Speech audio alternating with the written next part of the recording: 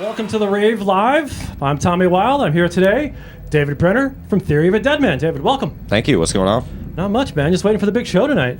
Yeah, I know. I think it seems like things are moving a little slowly here, getting set up. But come 6 o'clock, I think, when the doors open, it'll be rock time. You know, it's a Wednesday. Yeah, we're moving. Ease into it. And mornings in the rock business, they're slow. Yeah, we're easing into it in the morning.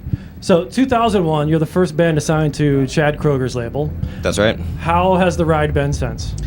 10 years now. Yeah, we're joking about it because we're like, man, it's been 10 years. It's funny, actually, being on tour with Three Doors Down, them being one of the first bands that really took us under their wing and showed us some of the ropes early in our career. We got signed late in 2001, and our record came out in 2002, and we were touring pretty much right out of the gate with Three Doors Down. They took us to Europe, the UK, all around North America. I mean, I think we toured for about 14 months on our first record, and I would say 8 months of that was opening for Three Doors Down. So it's cool that we're back out here playing with those guys again. Yeah, your second time here was with Three Doors Down, first time with Nickelback. Obviously. That's right. So the new CD is out earlier this year, fourth CD. That's right. The Truth Is. Yeah, we're excited.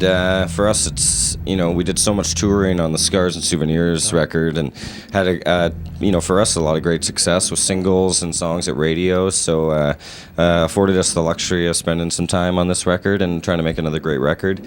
And we feel like we succeeded. We put out a fourth record that, for us is still very natural, lots of humor, but, we think some songs that rock and some mellow tracks, a good diverse record for our band. And the first single did really well for you. Low Life went top 5. Yep. And the video for that, how did you manage to get? I don't know his name. The guy from Grounded for Life. Yeah, his name's Donald Logue. Logue. Okay. Yeah, and he was a friend of the director from way back in the day, and they kind of were like, "Hey, what do you think if we cast this guy?" And we're like, "That sounds great." I got to tell you, we've shot probably 15 music videos now, and you always work with these people, and you get pictures of like girls or something that are going to be in the thing. You're like, yeah, whatever. I don't know, pick whoever you want. But then when you actually work with an actor that has pretty impressive resume, right, you could really see how he can carry it. Like, we watched some scenes and I was just laughing just watching him film these scenes, him brushing his teeth and out of a jar and stuff like that, and he could just sell the scenes himself. Yeah. And I just have never seen an actual real actor at work like I saw him, and it was impressive for me to watch. He just fit right into that and character. Such a great guy, and he just I think he's for him it was a natural role to fill, and I think he could just easily do it, and he, whether it was natural for him or not, I don't really know a lot about him personally, but he really, delved into the role and did a great job. The new single is Bitch Came Back. That's right. Co-written by... Who is it co-written by? Cara DeGuardia. Cara DeGuardia, How did that come about? Well, she actually co-wrote with us on Scars and Souvenirs. She co-wrote Not Meant to Be, and I think for Tyler, she's one of those people lyrically that they sit down and they have a really good energy between them, and she really picks up on things that he says, and she's one of those co-writers that I think is really an interesting person because they can take what's inside the person they're writing with, as opposed to inputting a lot of their own ideas. It's a lot of conversation, talking, and her writing things down and picking out words that he would say. So yeah, they put together that song, Bitch Came Back, and also another song called Hurricane on our record. That's one of my faves. I just can't imagine the telephone conversation. Hey, Cara, I got a song called Bitch Came Back. Can you know what? I didn't know what to expect either. When we met her a few times in the past, and she's got a really great sense of humor, and I think that's good. I think her meeting us was helpful for her knowing what kind of band we are, and we are just a bunch of goofs. So I think that it's it's easier when you know the band's personalities to actually have a bit more input and make it honest input for the band as well. Now, you're a bunch of goofs from Vancouver, right? That's right. Our drummer's actually from Winnipeg, but the three of us are from, there we are, Canada. Oh, Canada. Canucks won last night. Canucks did win last night. 5-1. Yeah, 5-1. I started watching the game before the haze set in, And then, I ended up somewhere else, and I came this morning. I was like, "What happened? Did the Canucks win last night?" And Dean was like, "Yeah, 5-1." I'm like, "Sweet." You get like a NHL package on the bus? Oh yeah, we don't go on tour without the NHL package. That's a necessity. We tell our tour manager that, hey, if we get on the bus and there's no NHL package, we're getting right back on the airplane and heading home. Now, Vancouver's on the West Coast. West Coast, yeah, about 2 hours north of Seattle. Is there any, like in the U.S., there's a big difference between West Coast and East Coast, where West Coast is way laid back and East Coast is real, I don't want to say uptight, but really businessy. Is there the same thing East Coast, West Coast? Similar, but for us it's not so much the East Coast, because it's sort of like... Newfoundland is like... Yeah, and when you get out to the far East Coast, where it's like Newfoundland and New Brunswick, it's not a business-oriented thing, but it's kind of like if you followed the East Coast of the States, and instead of following it out, you just kept going straight up into Toronto and stuff. That's where you'd get that business-like class. And yeah, I really think that Seattle and Vancouver are like kindred cities. They're like the same kind of people. We deal with the same climates. You have to be a certain person to live in those kind of cities and not be depressed about the fact that you see rain 75% of the year. All the time, but you know what? We live in the West Coast is really a beautiful place, man. We have a huge natural rainforest in British Columbia, one of the largest remaining natural rainforests. So of course it rains a lot. I always tell people when I land in Vancouver and I get off the plane, it's like the best air I've ever breathed. Every time I'm taking a breath of Vancouver air, it's like my favorite place on earth. It just comes right off the ocean. Oh yeah, it's so nice. So one question I would assume every Canadian would know.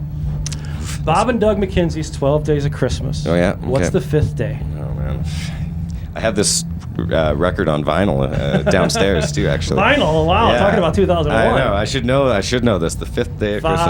5 golden. I don't even know it. Beers. Toques. Here I'm wearing a toque. I know. So I should have known that one. Who's the best Canadian band out there that's not getting recognized by the American audience? Currently? I would say. Let me think about this one for a second. I don't know that they're not, or if they are. So, have you ever heard of a band called Alexis on Fire?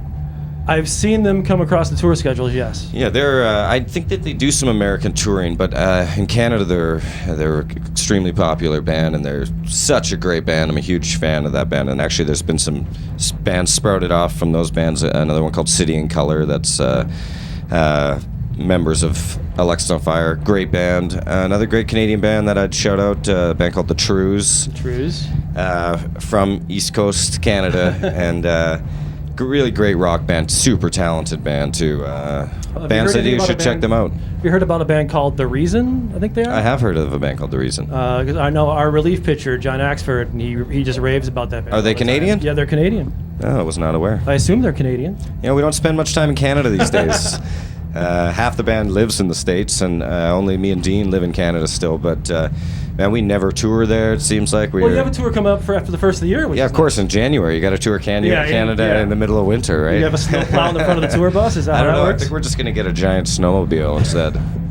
It's going to be an interesting tour for sure. We always tour Canada, and you have to. That's the time to tour Canada. Really? I would think you'd be somewhere where it's, like Australia or... Yeah, but in the summer in Canada, nobody wants to go to shows. There's just way too much extracurricular outdoor activities people are doing. It's just, if you want to have a successful tour in Canada, it's got to be in the winter.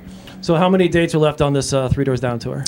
I would say November 13 or 14 is our last show, so we're looking at 2 weeks of dates, probably maybe 10 dates. And we got a few of our own, maybe 1 or 2 headline shows left too. Oh, really? Nice. And then I think it was the UK and then Canada, and then you UK, which tour more? We're super excited about the UK as well. We made it a focus of ours last record to really get over there, and I think that part of the appeal for UK and European fans of North American bands, it's tough for them to commit to getting into bands unless they know that the bands are going to actually go and tour there, right. And so that they can see them live. So I mean, that was something that we kind of committed to last record. If we're going to go here once and spend all this money to go tour here, because it's not, for us, it's expensive. If we're going to do it, then we got to commit to doing it a bunch of times, and that's how we'll build a fan base over there. That's how we built our fan base in the States, and that's how we built it in Canada. So constant touring. It's touring. I think that that's the one thing that you can't take away nowadays, that the internet can't take from bands, is as a live show. You can watch it on TV, but it's not the same. That's the one thing that you can still give a fan of music. It's a live show. Well, sir, thank you very much. My pleasure. We're looking forward to the show tonight. The new CD is The Truth Is, Theory of a Deadman. Thanks for watching, therave.com. Peace.